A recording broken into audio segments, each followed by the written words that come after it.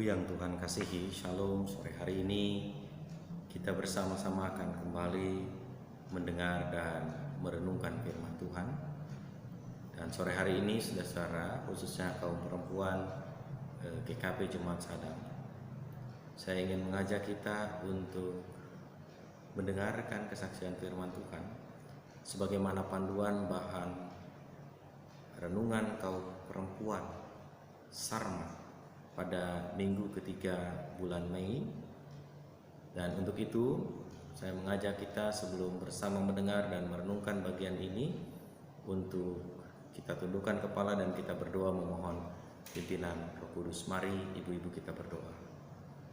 Tuhan Bapa di sorga, kami bersyukur kepadamu sebab sore hari ini selaku kaum perempuan kami dapat kembali mendengar dan merenungkan kebenaran sabdamu. Di tengah keberadaan kami masing-masing, kami mau mendengar dan merenungkan sabdamu itu ya Tuhan, supaya dengan kebenaran sabdamu kami mengerti dan kami memahami apa yang Tuhan mau dan Tuhan kehendaki untuk kami dapat lakukan dan kami dapat perbuat di tengah-tengah kehidupan kami. Tuhan, tolong kami sebagai para perempuan supaya kami dapat menghayati apa yang menjadi pesan firman Tuhan pada sore ini, sehingga dengan kami menghayati pesan firman Tuhan, kami pun dimampukan untuk dapat melakukannya. Kini berfirmanlah dan bersabdalah Tuhan, kami sedia mendengarkan. Dalam nama Tuhan Yesus Kristus, kami berdoa kepada Bapa di sorga. Amin. Ibu-ibu yang Tuhan kasihi, saya mengajak kita untuk mendengarkan firman Tuhan dalam nasihat yang disampaikan oleh Rasul Paulus kepada saudara-saudara kita di Roma. Roma pasal 12 ayat 9 hingga ayat yang ke-21. Lembaga Kitab Indonesia memberikan judul untuk perikop ini, Nasihat untuk Hidup dalam Kasih. Firman-Nya berkata, hendaklah kasih itu jangan pura-pura. Jauhilah yang jahat dan lakukanlah yang baik. Hendaklah kamu saling mengasihi sebagai saudara dan saling mendahului dalam memberi hormat. Janganlah hendaknya kerajinanmu kendor, biarlah rohmu menyala-nyala dan layanilah Tuhan. Bersukacitalah dalam pengharapan, sabarlah dalam kesesakan dan bertekunlah dalam doa.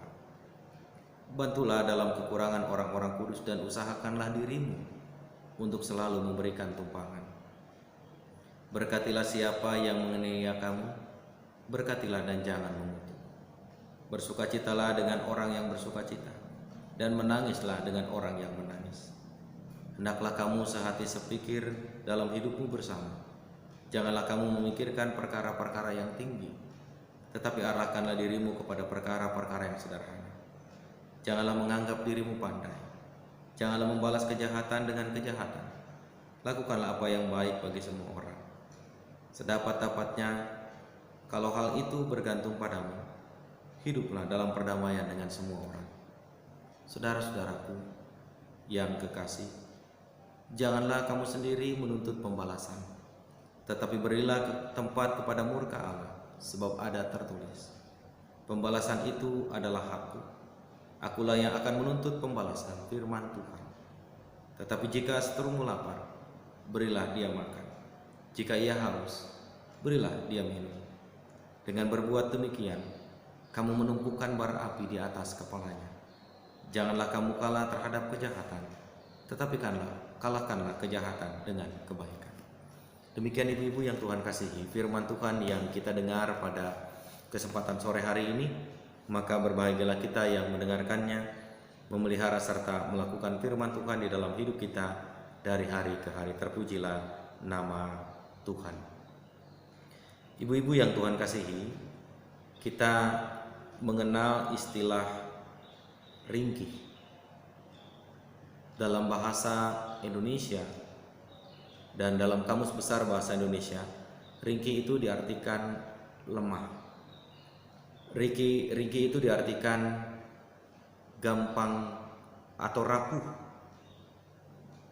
Dan juga ada beberapa arti lain dari kata ringkih.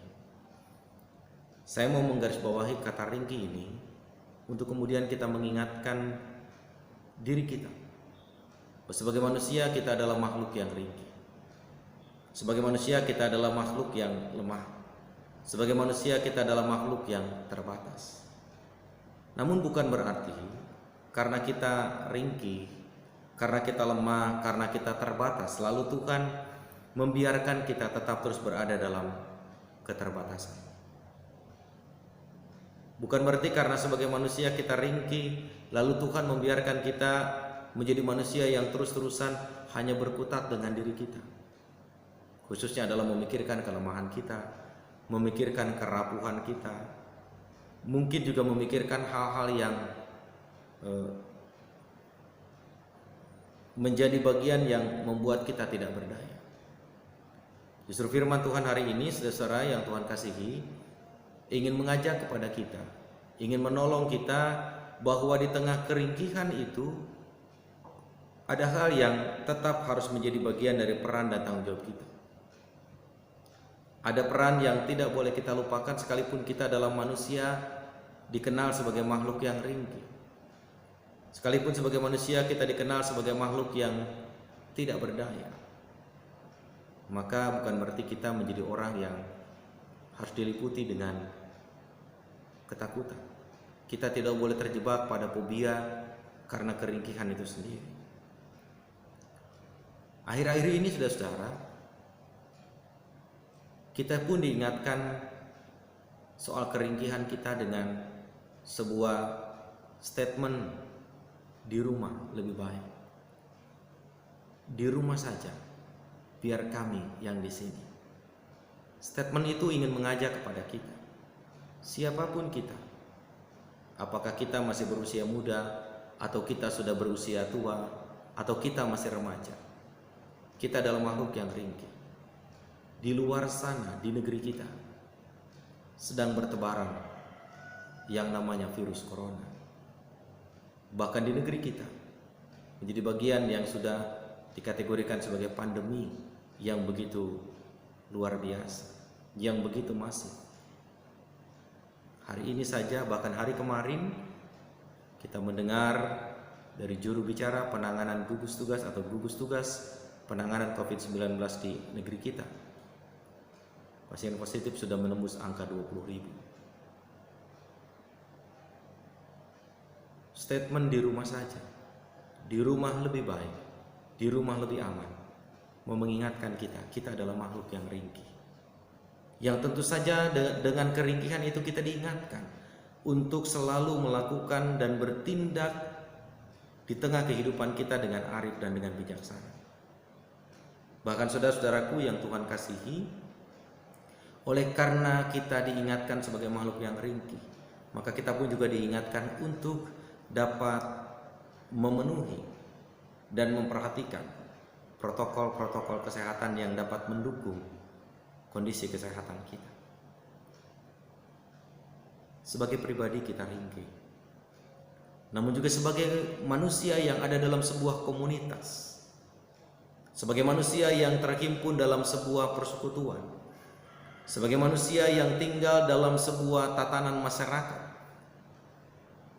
maka suka tidak suka saudara, kita yang tinggal dalam sebuah komunitas, kita yang tinggal dalam sebuah tatanan masyarakat, kita pun juga adalah ringkih.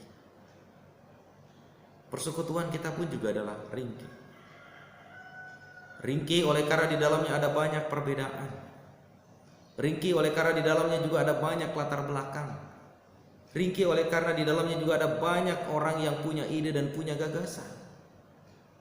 Sehingga tidak ada persekutuan dalam perjalanan hidup ini, saudara-saudaraku, khususnya para perempuan yang ada di gereja Kristen Pasundan Jemaat Sadang, yang sejatinya adalah kokoh dan abadi. Tidak ada.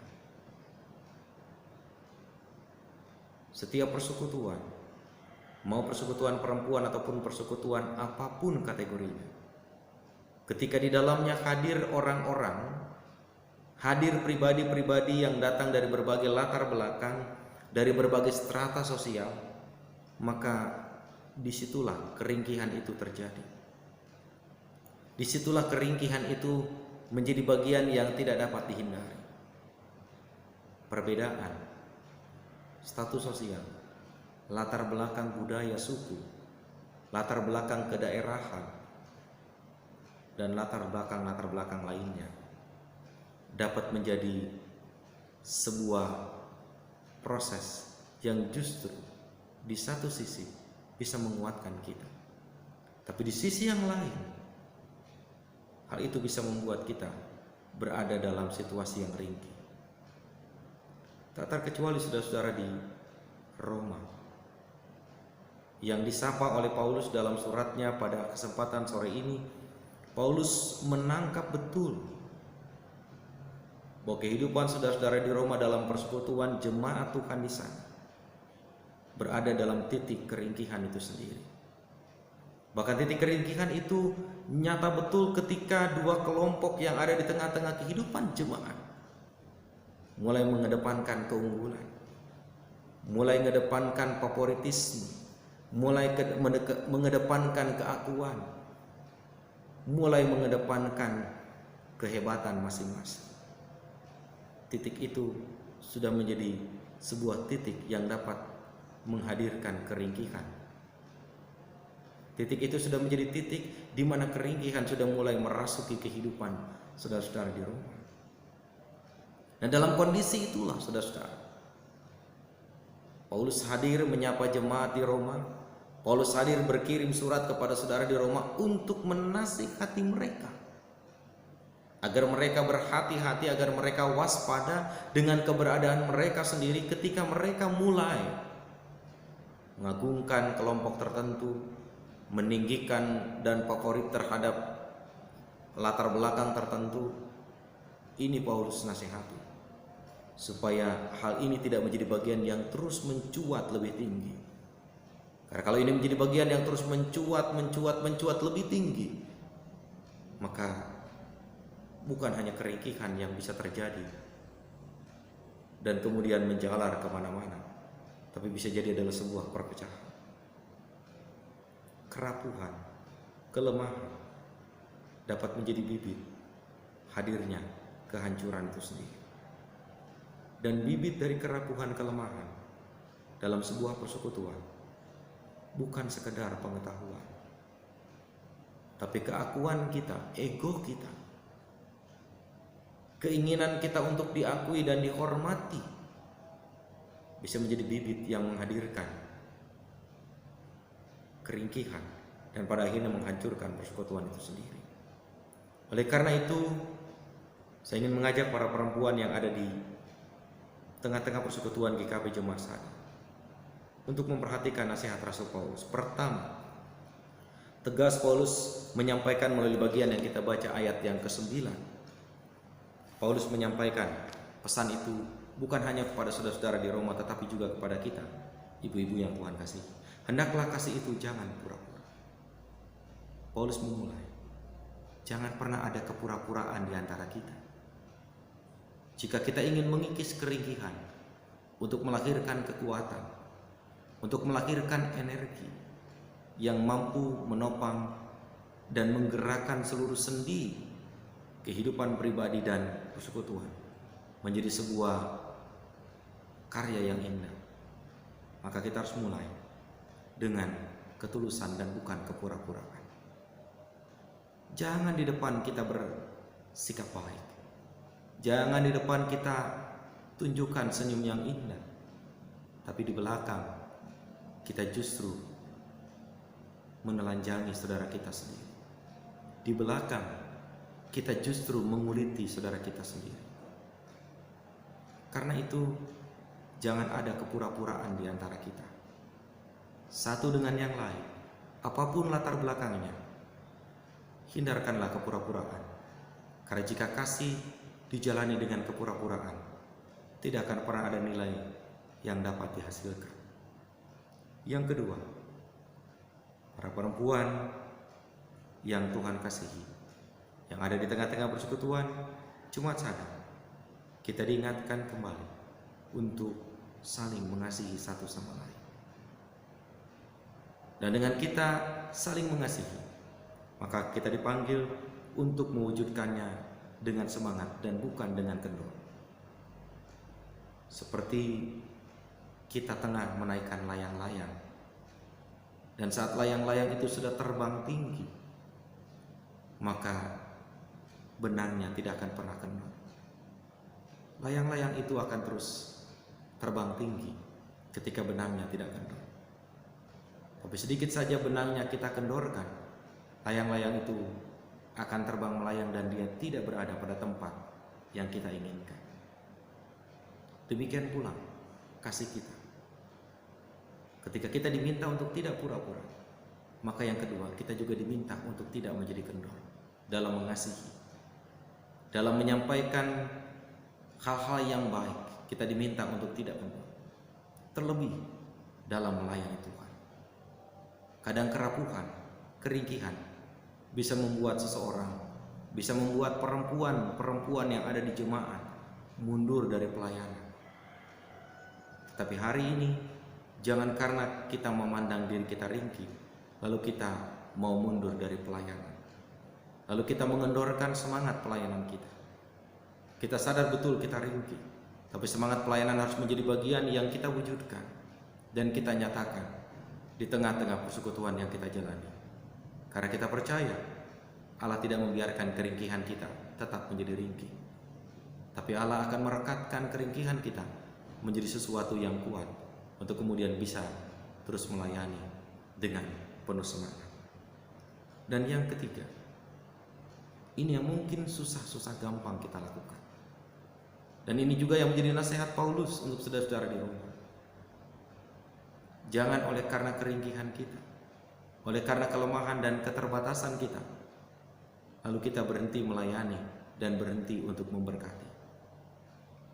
Paulus justru mengingatkan kepada kita, keringkihan tidak harus membuat kita berhenti untuk menjadi saluran berkat. Kelemahan tidak harus membuat kita untuk berhenti menguatkan orang lain. Ketidakberdayaan tidak harus membuat kita berhenti untuk melakukan karya yang Tuhan inginkan, betapapun itu kecil dan sederhana. Oleh karena itu, para perempuan dan ibu-ibu yang Tuhan kasihi, sore hari ini kita diingatkan kembali betapa berharganya nasihat ini untuk menjadi bagian yang kita dapat wujudkan dan kita terus nyatakan. Di tengah semakin besarnya dan banyaknya para korban yang terinfeksi virus corona, kita diingatkan, adakah hati kita juga berbagi untuk orang lain? Adakah hati kita juga tertuju tulus untuk menyampaikan doa-doa kita bagi mereka? Adakah dari hati kita juga tertuliskan sebuah pesan dan sebuah kesaksian untuk kemudian kita menguatkan mereka, untuk kita melayani mereka? Oleh karena itu, sore hari ini kita diingatkan kembali, hidup saling mengasihi, hidup saling menghargai, hidup tetap melayani di tengah kerapuhan sekalipun, pasti akan Tuhan hargai. Oleh karena itu, para perempuan yang Tuhan kasihi, mari kita ingat betul nasihat Paulus ini, agar kita dapat mewujudkannya di tengah-tengah kehidupan kita, dimanapun kita berada. Karena kita percaya, kita yakin, ketika kita dapat mewujudkan dengan baik apa yang menjadi pesan Paulus ini kepada jemaat di Roma dan menjadi pesan buat kita masa kini, maka kita tengah menjadi saksi Allah yang dalam keringkihan sekalipun kita mampu berbuat sesuatu untuk saudara-saudara kita. Kita mampu berbuat sesuatu untuk tetap menjaga kemuliaan Allah tetap hadir di tengah-tengah kehidupan dunia ini. Mari saudara-saudara, kita wujudkan karya kita dengan baik demi kebesaran dan demi kemuliaan nama Allah. Jangan tengok ke belakang, biarkan keringkihan menjadi bagian hidup kita, karena Tuhan yang akan menguatkan kita kembali. Dalam Kristus, mari kita bersama-sama mewujudkan peran itu dengan sukacita, karena Kristus akan menyertai dan juga menolong kita senantiasa. Amin.